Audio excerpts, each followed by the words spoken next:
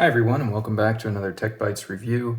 Today we are going to be covering the brand new IBM Model F. Now this is a project that was created by a forum member in both GeekHack and Desk Authority forums named Ellipse, and he's been working on this for years, I think since 2016, maybe even earlier. It's finally here, at least mine is. He's been shipping them out, some without keycaps and whatnot for a little over a year now. But mine finally arrived about a month or two ago.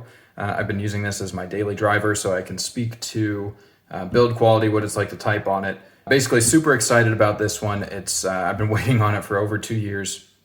It's phenomenal, but there are a few things that make it not ideal for every person. So let's go ahead and jump in. We'll get things started with build quality, just like we usually do. Now, for the build quality portion of this review, I'm going to keep things short and sweet. Now, this is intentional. I could talk for a very long time about why this is as good as it is, but quite honestly, Ellipse did such a good job manufacturing this to the IBM standards back in the 70s and 80s that really, I mean, it's perfect. If you want to know build quality, just look at one of those older keyboards, and this is basically up to par, if not better in some cases than what IBM was shipping out decades ago. So that being said, I'm just going to run through it very high level. The nitty-gritty details are extremely fascinating, but I just don't think we have time to get into tolerances and everything right now. So let's take a look at the case starting off. This thing is a beast. I don't know if you can see me straining at all trying to pick this up, but this is every bit of 10 pounds, if not more, of solid zinc metal casing. I mean, this is all metal. There is no plastic on this thing at all, if you can believe it. I mean, I've never used a keyboard quite like this before, where it's all metal. I mean, even the IBM Model M keyboards that you may pick up off of eBay or refurbish, something along those lines, those are a plastic case with a steel plate. This is entirely metal, the case. You can see there's only 4 screws that hold this together. And then the cork foot pads, which are optional, they come separately, and you could stick those on if you want to. You can see the plating on the back. Now, this is just a little sticker. It's not like it used to be. I was a little disappointed because it would easily peel off, and I was hoping it would be something that was actually built into the case, but it is just a nice little sticker that's on there. Regardless, though, this keyboard is made to be taken apart. It's made to be repaired. And it's sturdy. In terms of the keycaps, this is one that took Ellipse a while to get just right. And let's see if we can get this on the video here, but they are as crisp and clean as you could possibly imagine. Now, if you're familiar with the IBM Model M, where they have the 2-part key, that is not the case here. So there is no dual cap housing or anything like that, which personally I like a little bit better. They seem to be a little bit sturdier to type on. Now, to talk about the switches themselves, these aren't your standard Cherry MX switches where you have a housing and it's going to go down and have that kind of click. This literally is a buckling spring. If you're not familiar with it, there's a single spring that sits, that the keycap is going to sit on. It kind of sits inside of a barrel, and when the switch depresses down, the spring actually buckles, so it'll bend in half, which forces a flipper down at the bottom, which is that sound. So the ping that you're hearing is the spring actually pinging, and then the nice satisfying click is actually that foot pad that the spring is forcing down, hitting on the PCB itself and completing that connection. So this is inherent N-key rollover. No worries there. It's fully updated. It's brought into the 21st century. So you can see that we have a standard USB cord. This has multiple different layers on it. We'll get into that in the typing experience side of things. It does have its pros and cons there.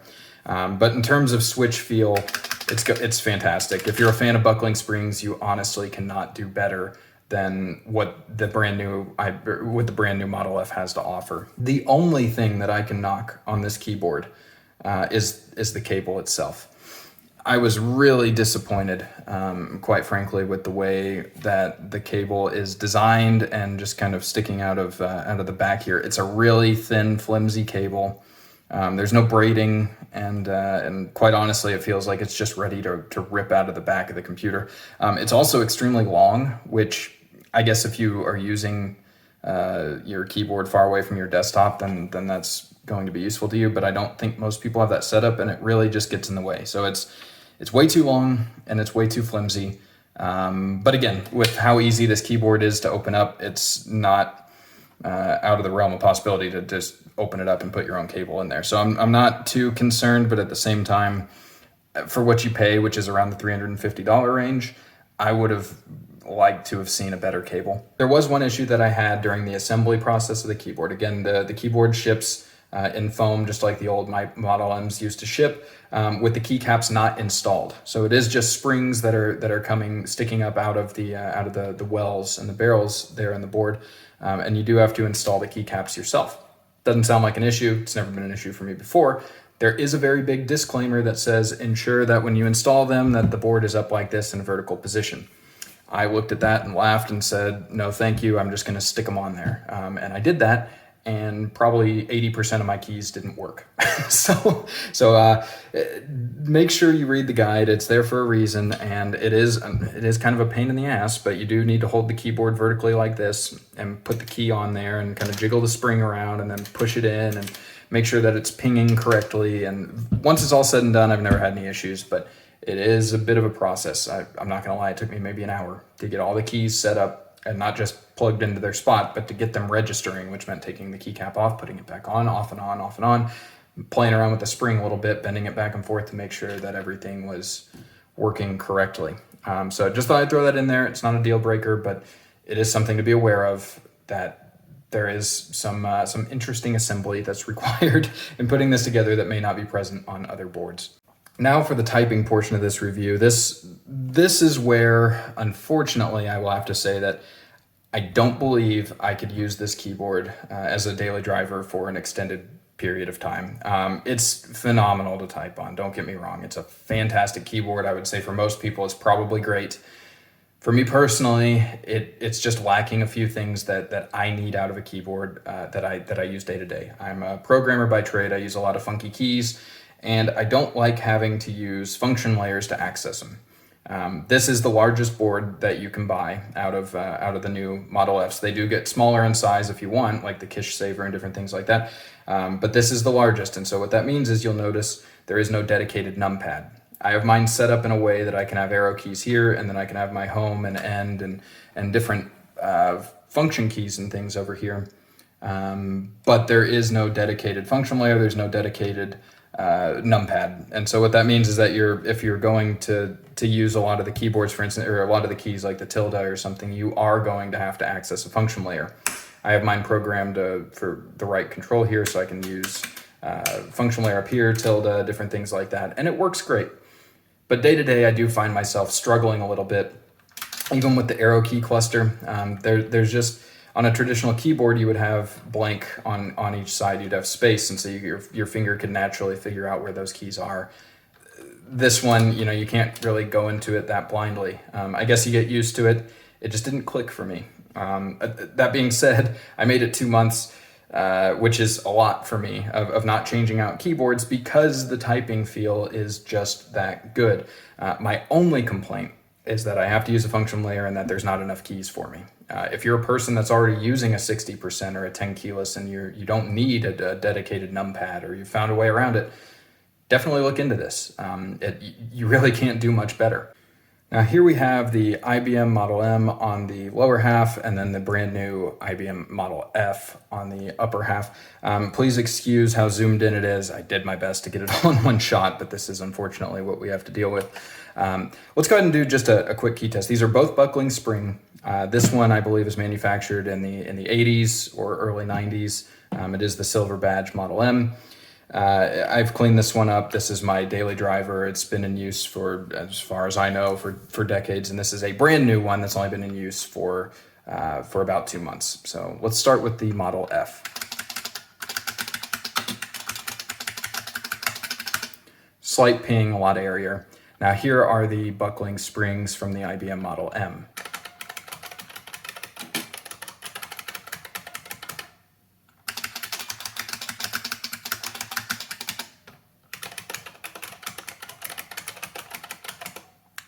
As I'm sure you can tell, the Model F is much higher pitched, much airier, whereas the Model M is a lot more muffled. That has to do with the fact that it is sitting over what I believe, please correct me if I'm wrong, sitting over a membrane, whereas this is going to be hitting the PCB directly on the Model F. This is also in a plastic case on the Model M, so that's definitely going to impact the acoustics and everything as well, whereas this is going to be echoing off of a zinc metal case. So anyway, I thought it was worth bringing up just to show the two. You can also see the size difference between them. This one, the new Model F is almost exactly the same size as the Model M, just without the numpad and without the function layer at top. So you can see in terms of lengthwise. Now in terms of width, they are going to be about the same, but the Model F does have this giant track up at the top. And so that's going to take up a significant amount of space. They do offer different case options if you're not a fan of the industrial style of the Model F though. So you can get much more of a compact case with the same exact layout. And that brings me to my final topic. This isn't something I usually cover in these reviews, but this one is extremely fundamental to the keyboard itself. And that is going to be the firmware that this uses. I've seen a lot of comments and there's a lot of talk on the forums as well. With people having issues and difficulties setting it up. It does use QMK, which is preloaded. It's free open source firmware for keyboards. It's extremely customizable. Code is all publicly available, and there's countless tutorials out there on the internet with how to get it set up. I've never messed with it before. Obviously, I'm a technical guy, but I didn't really see where there were too many issues with it. Ellipse does have videos that show you how to step through this. Literally with a video and explains with text, with screenshots, all that stuff, how to do it. And it was extremely straightforward to me, or for me to get it up and running with. As far as mapping your keys and whatnot, this is done through a website. So you can pick all of your different keys. The keyboard ships with more keys than actually fit on the keyboard. So you could switch out like your numpad if you wanted to make this a numpad cluster, but then you wouldn't have your arrow keys here. You could do all kinds of different things. Really, you can make it your own, which is fantastic. So again, I've seen a lot of people who said they struggled with it. I'm not disagreeing that it isn't the most easy process to go through, but at the same time, it's not that difficult if you follow the guides and the how-tos that are available to you. So in summary, what do I think about the brand new Model F keyboard? Well, as a one-man project, it's nothing short of incredible. Ellipse did a fantastic job. I've never seen something quite like this, and it's something you truly should be proud of. For my day-to-day uses, unfortunately, it doesn't meet the requirements of how many buttons I need and having to use function layers and whatnot, but I knew that going into it. This is something that you buy because you're interested in keyboards. Now, at the price tag of about $350, would I recommend this to your average user? Probably not. With the caveat being, if you love this setup and it's something that you absolutely love, you wouldn't change a single thing about it, and you're perfectly okay with just using function layers and whatnot to get the keys you need out of it, then yeah, buy it. But for your average user, I think you're going to find that it either doesn't feel $350 better than maybe a $100 mechanical keyboard, or you're going to find that you really do miss those other keys. So it's a premium price tag for a premium product, absolutely no doubt about that. I'm speaking for the broader audience when I say, is this something that your mom, your dad, your grandma, your grandpa, you could see them using? Probably not worth the investment, right? This is something when you're serious about keyboards and you want to have something that'll last you forever, and you find it really cool to have something that's basically a reproduction of a Model F. And that concludes today's review, everybody. Thank you for watching. Hope you all enjoyed. Let me know what you think down in the comments below. I will be on track to be doing another couple mouse reviews coming up here shortly. I know the Game Ball just released. I also am trying to get my hands on a Ploopy trackball, so if those interest you at all, please subscribe, stay tuned. Those videos should be out shortly. Thanks again.